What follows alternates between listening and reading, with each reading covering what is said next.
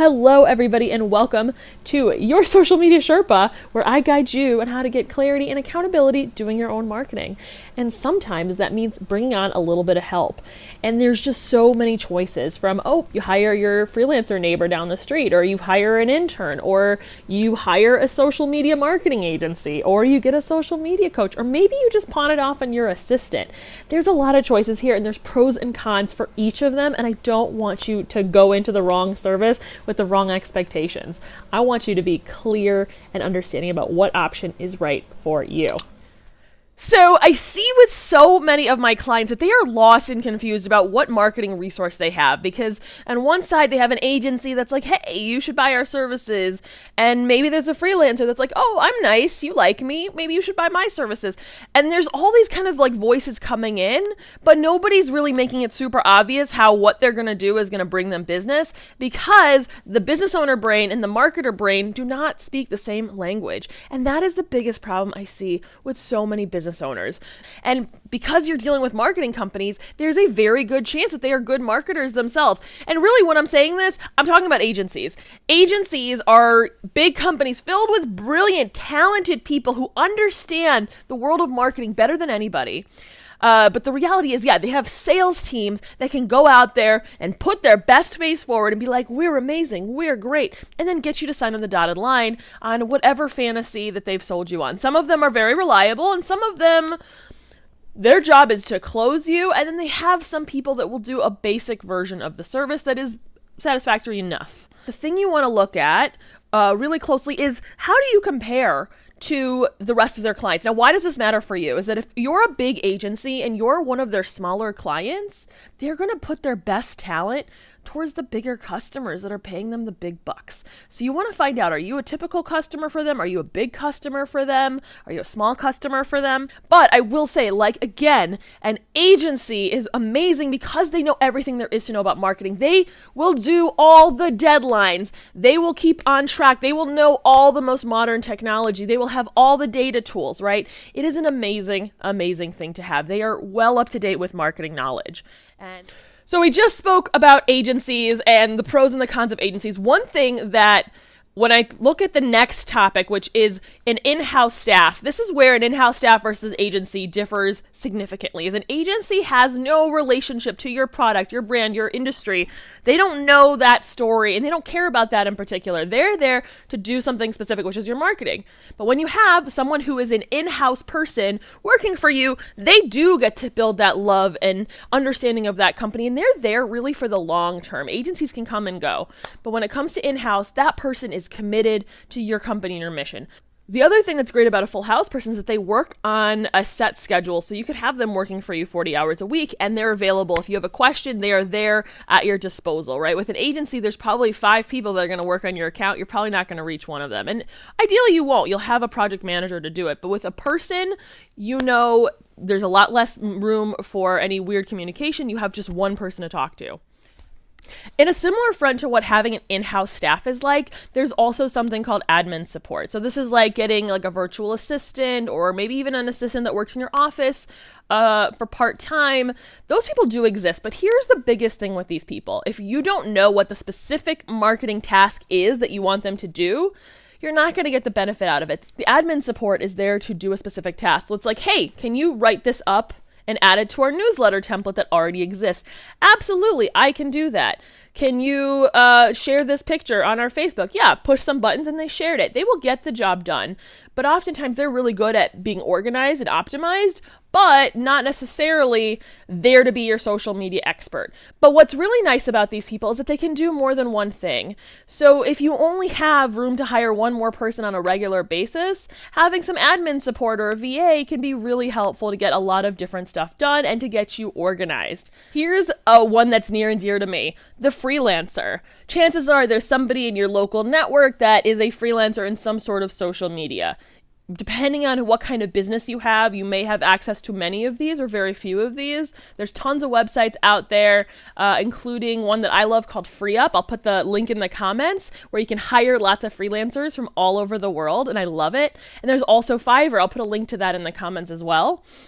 For Fiverr, you can see packages that have already been created so that you don't have to understand what it is that you need. You can buy a landing page. You can buy some legal advice. You can buy graphics to be made for you.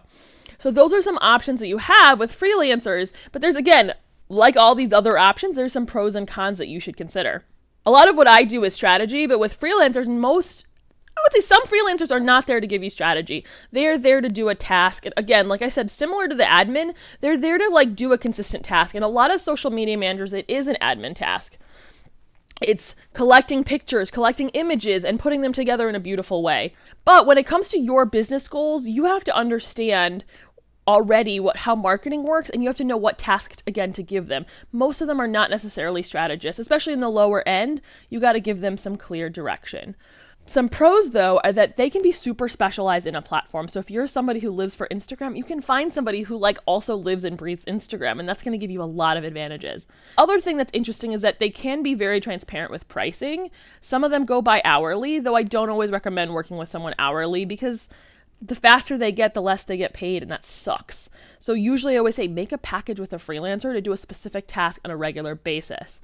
The other, though, challenges with a freelancer, and I was a freelancer, is that, and this is true for so many years, I didn't understand how a business operated, and I still think so many current freelancers do not know what's in the head of a business owner.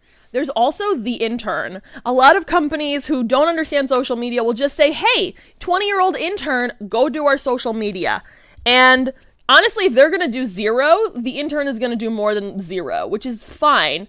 But oftentimes the intern doesn't have experience doing social media as a business. They are probably experts at how these platforms work. They probably grew up on Instagram. Maybe they live on TikTok. Maybe I live on TikTok, whatever.